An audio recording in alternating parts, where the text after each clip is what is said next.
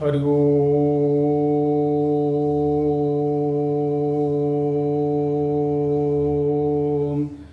ओम पूर्णमद पूर्णमिदं पूर्णात् पूर्णम् उदिच्यते पूर्णस्य पूर्णमादाय पूर्णमेवावशिष्यते।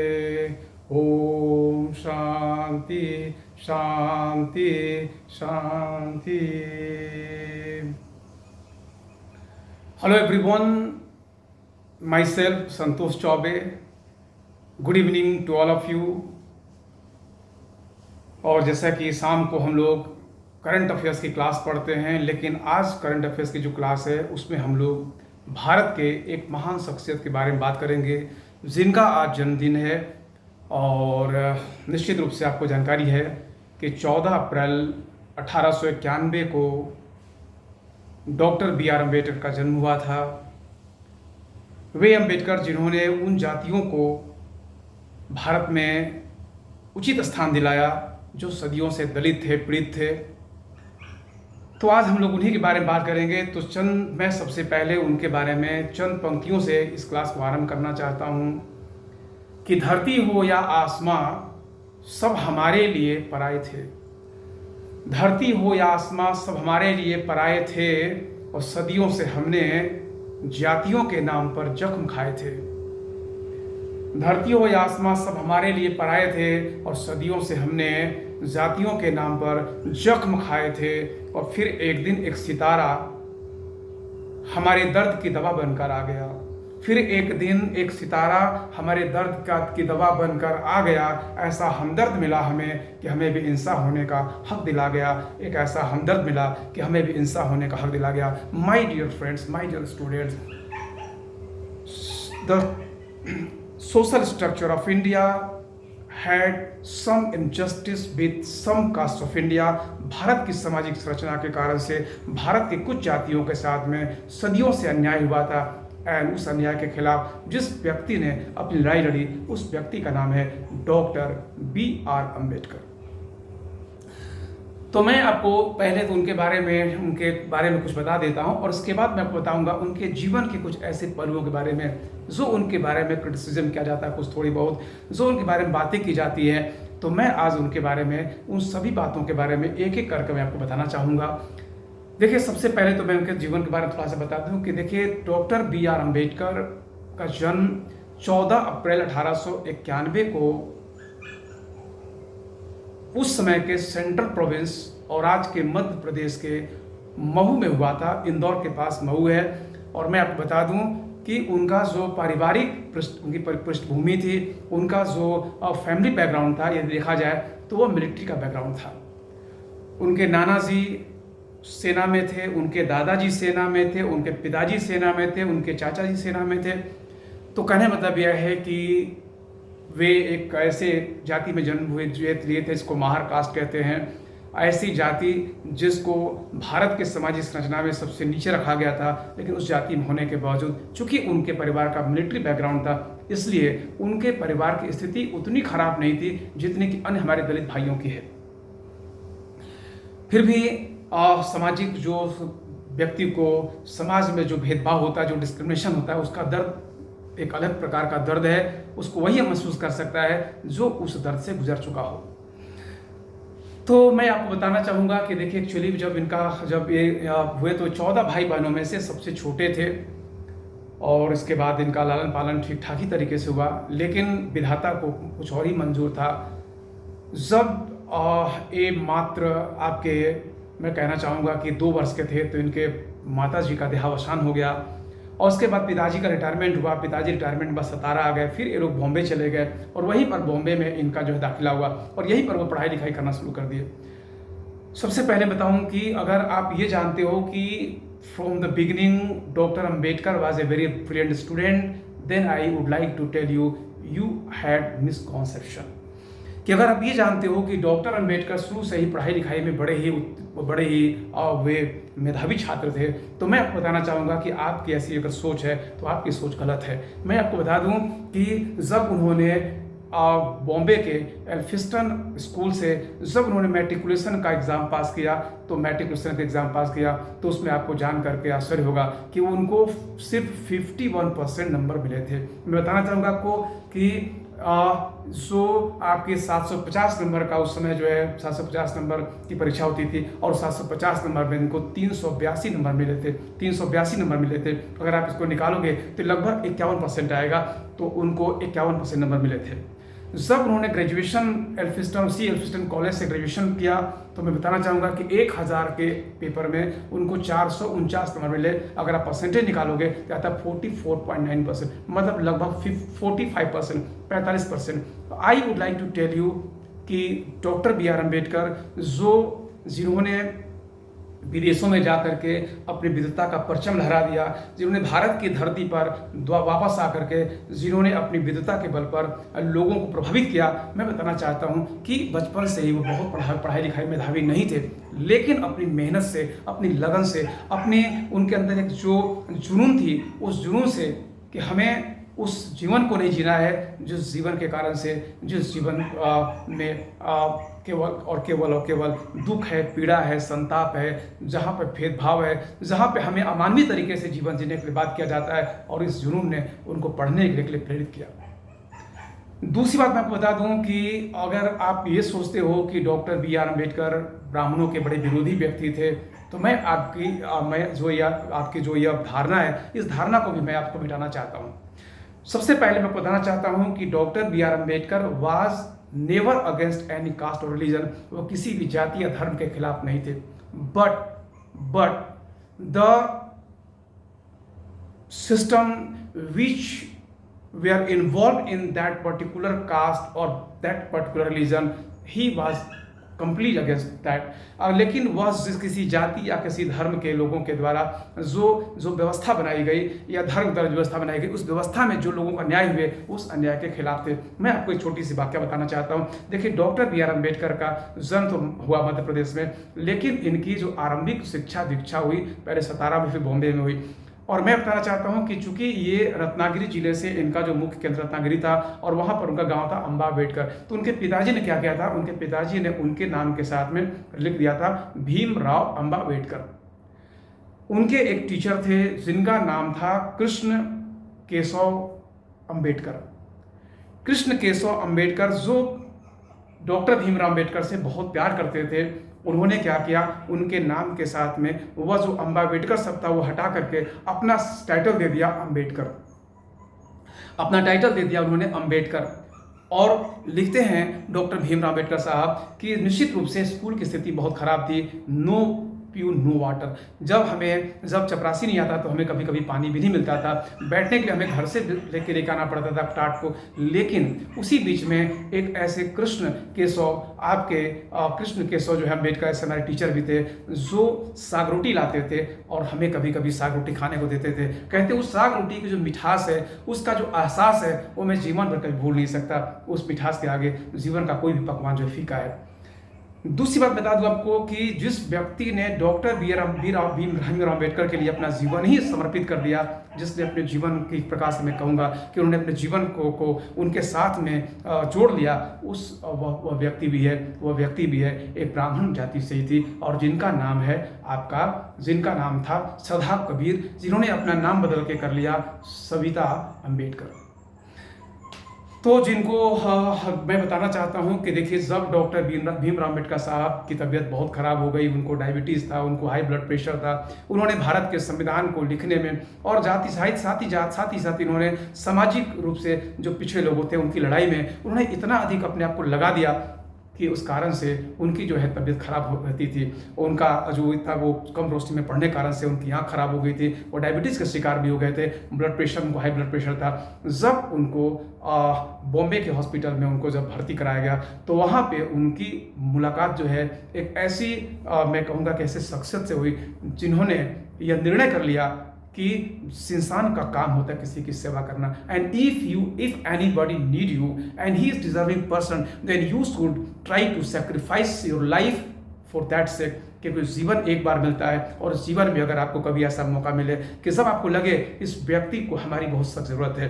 मैं बताना चाहूँगा कि अम्बेडकर साहब की तबीयत बहुत खराब रहती थी, और डॉक्टर ने उनको सजेस्ट किया कि आपको अगर एक ऐसा व्यक्ति मिले जो आपके साथ में खड़ा हो जाए, जो आपको समय पर दवा दे, जो आपको अच्छे से खाना बनाकर खिलाए, तो आपका जीवन जो है थोड़ा लंबा हो सकता है।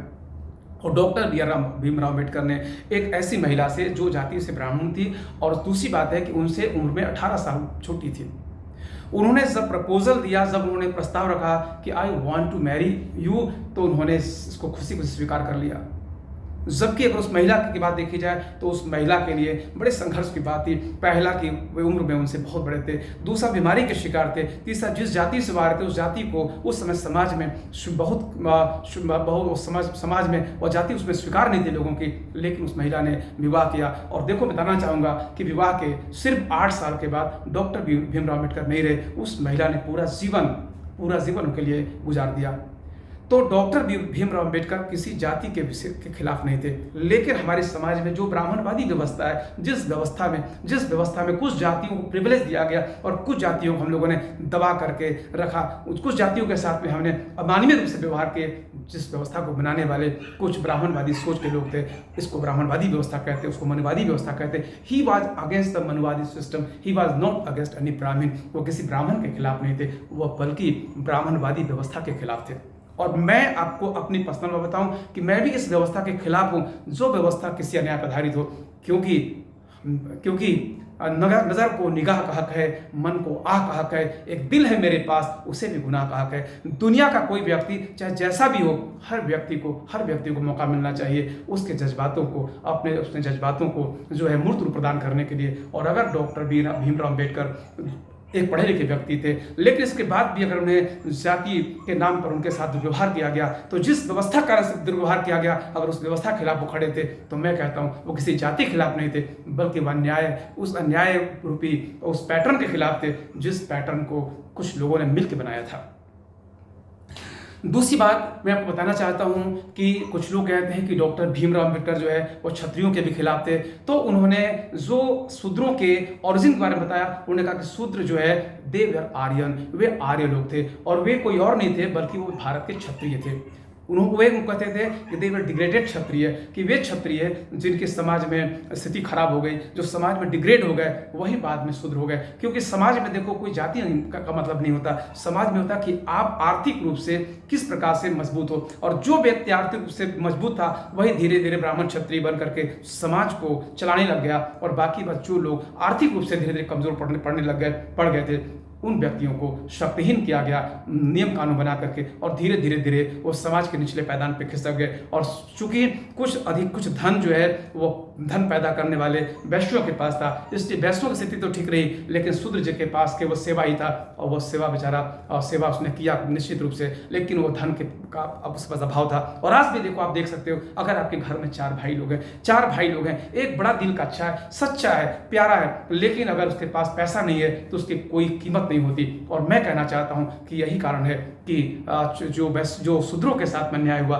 वो कहते हैं कि शूद्र जो है वो कोई और व्यक्ति नहीं थे। और दूसरी बात वे जीवन भर कहते हैं कि अगर मैं आज कुछ भी हूं तो उसके लिए मैं सबसे अधिक थैंक यू कहना चाहूंगा 2 व्यक्तियों को। एक मेरी पत्नी रमाबाई को, जिसने जीवन के तमाम मुश्किलों को झेला, जिसने अपने आंखों के सामने अपने बच्चों को मरते हुए देखा, लेकिन कभी मेरी पढ़ाई से कॉम्प्रोमाइज नहीं किया। उसने कभी दबाव नहीं बनाया कि आप पढ़ाई छोड़ के आ जाओ, उसने कभी दबाव नहीं बनाया कि आप पैसे भेजो, कमाओ, आप पढ़ो।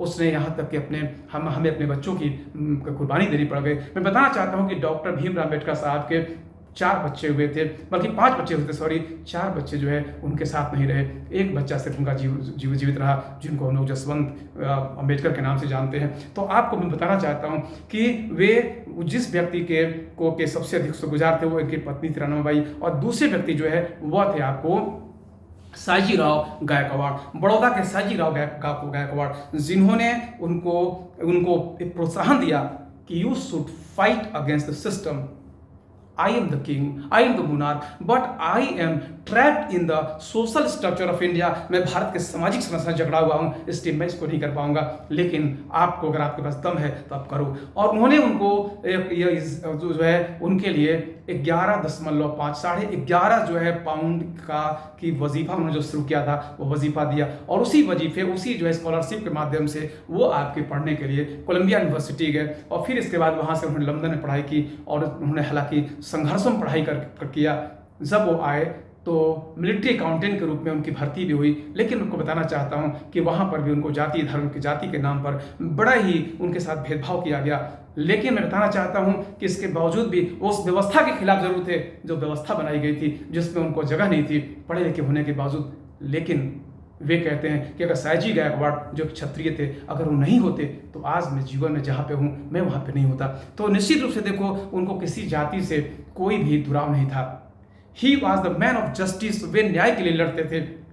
दूसरी बात मैं आपको बताना चाहता हूँ, ये तो जाति की बात है, दूसरी बात जहाँ धर्म की बात है, तो हिंदू धर्म में जो सनातन व्यवस्था थी उस सनातन व्यवस्था के खिलाफ नहीं थे। हिंदू धर्म में जो आई कुरीतियाँ थी उसके खिलाफ थे, और यही कारण है कि हिंदू धर्म से निकला जो सिख धर्म था वो उस सिख धर्म को पहले जो है वो सिख धर्म को उन्होंने हिंदू धर्म को के बारे में जानते थे कि मैं इस धर्म में रह करके जो यह हिंदू धर्म सनातन धर्म जो डिग्रेड होकर हिंदू धर्म हो गया, इसमें मुझे जातिगत रूप से कभी वो स्थान नहीं मिलेगा जिस स्थान का मैं हकदार हूँ। तो इस कारण से उन्होंने यह सोच लिया था कि मैं कोई दूसरा धर्म अपना लूंगा। उन्होंने हिंदू धर्म से ही संबंधित एक धर्म जो सिख धर्म है उस सिख धर्म को उन्होंने अपनाने के बारे में सोचा था। लेकिन जब वहाँ के जत्थेदारों से बातचीत हुई तो उनको पता चला कि उनको सिख धर्म में भी दोयम दर्जे का सिख माना जाएगा। उन्होंने कहा कि नहीं, मैं दोयम दर्जे का बनकर नहीं रहना चाहता। इसके बाद ही मूव्ड टू बुद्धिज्म।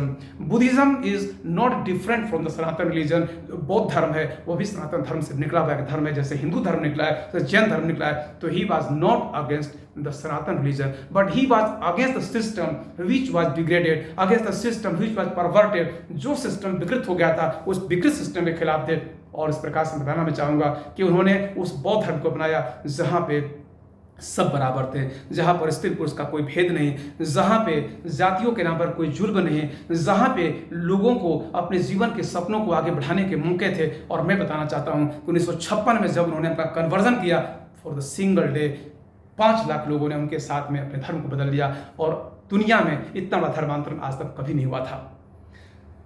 तो मैं आपको बताना चाह रहा था कि वो जाति के खिलाफ नहीं थे, वो किसी धर्म के खिलाफ नहीं थे, यहाँ तक कि वो इस्लाम जो है, इस्लाम के बारे में भी उन्होंने कहा कि इस्लाम में जो बहुविवाह प्रथा है, इस्लाम में जो ट्रिपल तलाक है, वो इसके खिलाफ थे। और इसीलिए वो यूनिफॉर्म सिविल कोड लाने के बहुत बड़े हिमायती व्यक्ति थे। तो वह धर्म के खिलाफ नहीं थे, किसी धर्म के खिलाफ, बल्कि उस धर्म में जो कुरीतियाँ थी, जो उसमें एब्यूजेस थे, उसके खिलाफ वो खड़े हो जाते थे। तीसरी बात मैं बताना चाहता हूँ कि some peoples think that doctor B.R. Ambedkar was not in favour of gaining freedom to India. वे भारत की आज़ादी के पक्षधर नहीं थे। मैं आपको बताना चाहता हूं कि देखो, यह सही है कि डॉक्टर भीमराव अम्बेडकर ने स्वतंत्रता के संग्राम में भाग नहीं लिया, लेकिन इसका मतलब ये नहीं है कि वो नहीं चाहते थे कि अंग्रेज यहाँ से चले जाएं। अंग्रेज यहाँ से चले जाएं। जब वो आपको अमेरिका से ब्रिटेन के लिए आए तो उनकी जो थेसिस थी, उस थेसिस को जब पढ़ा गया, उस थेसिस में एक लाइन उनका लिखा हुआ था कि अंग्रेज भारत में है, लेकिन उन्होंने जो व्यवस्था बना रखी है उससे भारत जर्जर होता चला जा रहा है। लेकिन उनके पास एक सबसे बड़ा काम था, वो जानते थे अंग्रेज चले जाएंगे, लेकिन यहाँ पर जो लोग रह जाएंगे क्या वो अंग्रेजों से अच्छे होंगे क्या?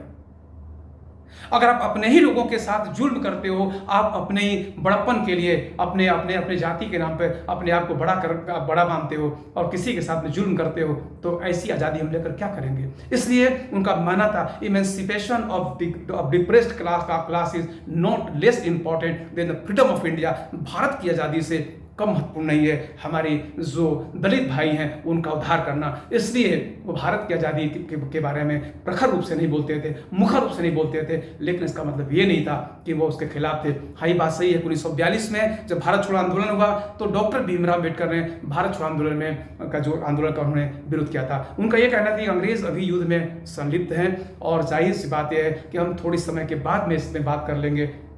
हो सकता है कि nobody can be perfect in every respect, कोई व्यक्ति हर मामले में सही नहीं हो सकता, हर मामले में पूर्ण नहीं हो सकता। लेकिन बताना चाहता हूँ कि ऐसी बात नहीं थी कि वो ये नहीं चाहते कि अंग्रेज भारत चले जाएं। हाँ, वो चाहते थे कि अंग्रेज भारत से जाएं, लेकिन इसके पहले वो हमारे जो दलित समुदाय के लोग हैं जिन्होंने सदियों से गुलामी झेली है, हम लोग तो सिर्फ 200 सालों से गुलामी झेल रहे थे। लेकिन आप सोचो कि जब से ये हमने सब समाज बनाया, उस समय से लेकर आज तक यह गुलामी की बेड़ियों में जकड़े हुए थे हमारे दलित समुदाय के लोग।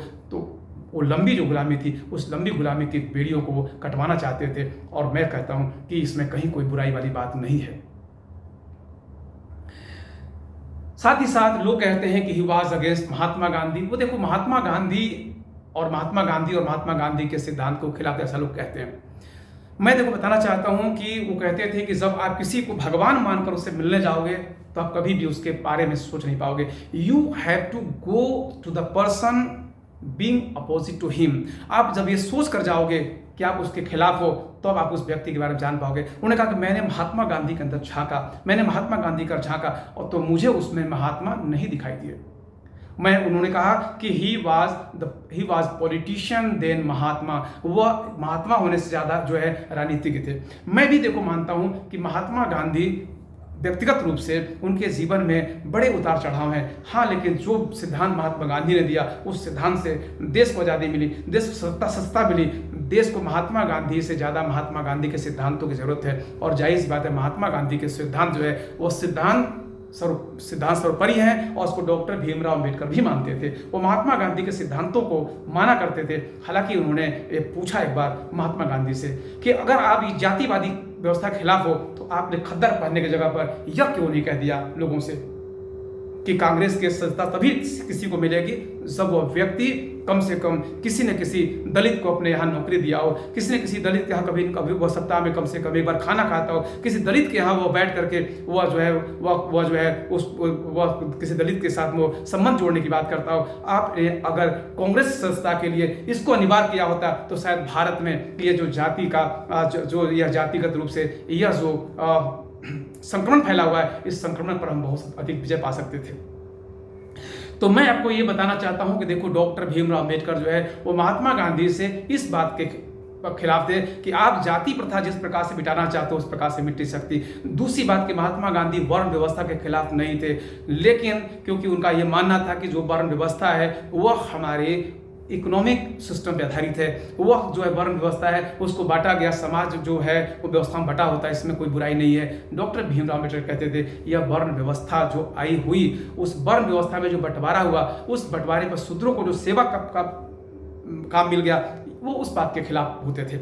लेकिन मैं यहाँ पर बताना चाहता हूँ, थोड़ा सा मैं इसको कट करना चाहूँगा। देखिए, एक बात आप समझ लो कि जैसे आप आज का समाज देख लीजिए तो कुछ लोग हैं नियम बनाते हैं, कुछ लोग हैं जो उसकी रक्षा करते हैं समाज की, कुछ लोग हैं जो है उद्यम का काम करते हैं, और कुछ लोग सेवा का काम करते हैं। एक ही माता पिता के अगर 4 भाई हैं, चारों को अलग अलग काम दिया है, कोई छोटा कोई बड़ा नहीं हो सकता। तो मैं कहना चाहता हूँ कि वर्ण व्यवस्था जो बनाई गई थी, क्योंकि जो भारत के ऋग्वेद के पुरुष में लिखा है कि ब्राह्मणों मुख भाषित बाहुरजन कृता उरु यश्य तद्वश्य शूद्रोपदाभ बजायते, मैं समझता हूँ इस व्यवस्था में कहीं कोई गड़बड़ी नहीं है। हाँ, ये बात सही है कि बाद के लोगों ने जो उस व्यवस्था को परवर्ट कर दिया, विकृत कर दिया, उसमें गलती है। तो महात्मा गांधी के बारे में मैं यहाँ कहना चाहूँगा कि महात्मा गांधी इस विषय में गलत नहीं थे। हालांकि डॉक्टर भीमराव अम्बेडकर का कहना था कि इस वर्ण व्यवस्था के कारण से हमारी जाति के लोगों को बहुत झेलना पड़ गया, इसलिए मैं महात्मा गांधी से इस वर्ण व्यवस्था वाली बात पर बिल्कुल मैं सहमत नहीं हूँ।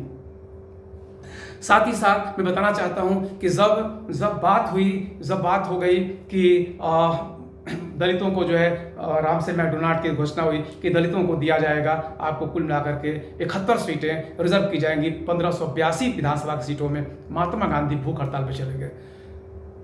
तो वहाँ पे डॉक्टर भीमराव अम्बेडकर साहब उनसे आपको पूना के जेल में मिलने के लिए गए, और जब वहाँ पे मिले तो उन्होंने महात्मा गांधी से कहा कि आप भूख मत हड़ताल मत करिए, बार बार ऐसा करना ठीक नहीं होता। तो महात्मा गांधी ने कहा कि देखो अम्बेडकर, उनसे चूंकि अम्बेडकर साहब छोटे थे तो उन्होंने कहा कि देखो अम्बेडकर, मैं ये चाहता हूँ कि दलितों को अलग से सांप्रदायिक निर्वाचन मिले, लेकिन उनको जिस प्रकार से अंग्रेज जो है वह कह रहे हैं कि दलितों को वोट दलित ही डालेंगे, तो ऐसे में तो कभी जो है दलित भारत के हिंदू समाज के साथ में कभी जुड़ नहीं पाएंगे। ये तो और उनको अलग करने की बात हो गई। और डॉक्टर भीमराव अम्बेडकर साहब को ये बात समझ में आई और इस कारण से पूना पैक्ट पर उन्होंने हस्ताक्षर किया। तो महात्मा गांधी जी के देखिए कुछ जो बातें थे उसको एकदम अंधाधुंध वो नहीं स्वीकार करते थे, और यही कारण है कि जब उनसे कहा गया कि you are the creator of the constitution, you are the writer of the constitution, you have scribe the constitution, उन्होंने कहा कि 25 नवंबर 1949 की बात है, संविधान निर्मात्री सभा में उनसे कहा गया कि आप संविधान के निर्माता हैं। उन्होंने कहा कि this is the wrong credit which is given to me, यह गलत जो है वह श्रेय मुझे दिया जा रहा है क्योंकि मैं भारत के संविधान का निर्माता नहीं हूँ। उन्होंने कहा कि the partial credit must be goes to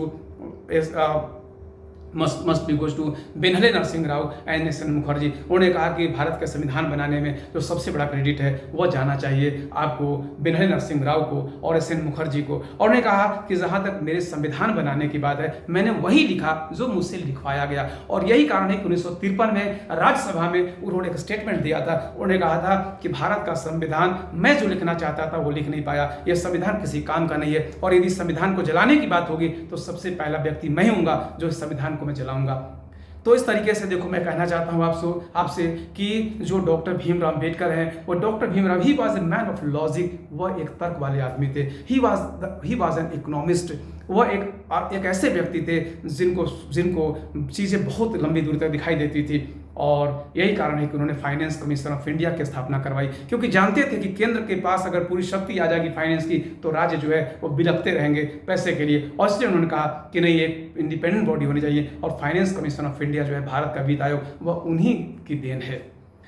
तो देखिए डॉक्टर भीमराव अम्बेडकर साहब की अगर हम बात करें तो चाहे वो भारत का कोई भी क्षेत्र हो, उस क्षेत्र में उनका योगदान बहुत बड़ा रहा है। इसलिए डॉक्टर भीमराव अम्बेडकर भारत के महान विभूतियों में से एक हैं, और उनके बारे में जो भी बातें कही जाती है मैं कहता हूँ कि वो उनके बारे में जो भी बातें कही जाती है उनके जैसा होना एक बहुत कठिन काम है। वो चाहते तो करोड़ों अरबों रुपए कमा सकते थे, लेकिन उन्हें पूरा जीवन अब किताबों को पढ़ने में बिताया, पूरा जीवन दलितों के संघर्ष में बिताया, पूरा जीवन उन्होंने अपने पारिवारिक और लोगों को जो है जोड़ने में बिता दिया। निश्चित रूप से he was the greatest man ever born in India. Bharat में जितने भी लोग पैदा हुए हैं उन लोगों में से जो महान लोग हैं उन महान लोगों में से अगर बात करेंगे हम लोग तो डॉक्टर भीमराव अम्बेडकर को उन लोगों में से प्रथम पंक्ति में आपको खड़े मिलेंगे। ऐसे व्यक्ति को हम सभी विद्यार्थियों का, आप सभी विद्यार्थियों का और मेरी तरफ से जो भी हमारे लोग हैं हम सभी लोग उस महान विभूति को प्रणाम करते हैं। क्योंकि देखो फिर से मैं कहना चाहूँगा कि ओम पूर्णमदा पूर्णमिदम पूर्णात पूर्णम उदिच्यते पूर्णस्य पूर्णमादाय पूर्णमेवावशिष्यते। वह ईश्वर भी पूर्ण है और उससे पैदा होने वाला यह प्रकृति भी पूर्ण है, और उसी पूर्ण से पूर्ण को पैदा हुआ है, और उस पूर्ण से जब पूर्ण को निकाल दिया जाता है तो पूर्ण ही बचता है। हम सभी ईश्वर के अंश हैं, इसलिए किसी जाति या धर्म के नाम पर भेदभाव करना बिल्कुल गलत होता है। एक सशक्त भारत के लिए, एक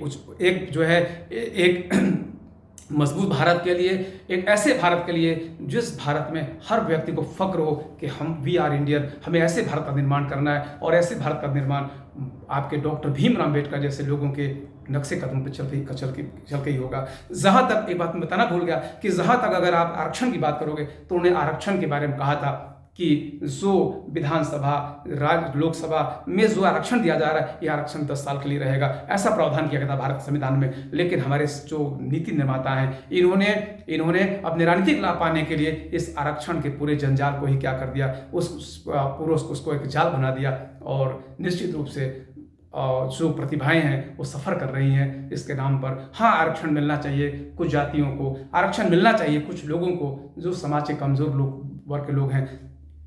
निश्चित रूप से आरक्षण किसी जाति विशेष के लिए नहीं बनाकर दिया था डॉक्टर भीमराव अम्बेडकर ने। उन्होंने कहा कि जो जातियां समाज में पिछड़ी होंगी हम उनको क्या करेंगे, समय समय पिक करेंगे और उनको आरक्षण देंगे, और जब किसी भी जाति का उद्धार हो जाएगा उसको आरक्षण की लिस्ट हटा दिया जाएगा। तो चलिए सब बहुत लंबी बातें हैं, हम लोग आगे क्लास में बात करेंगे।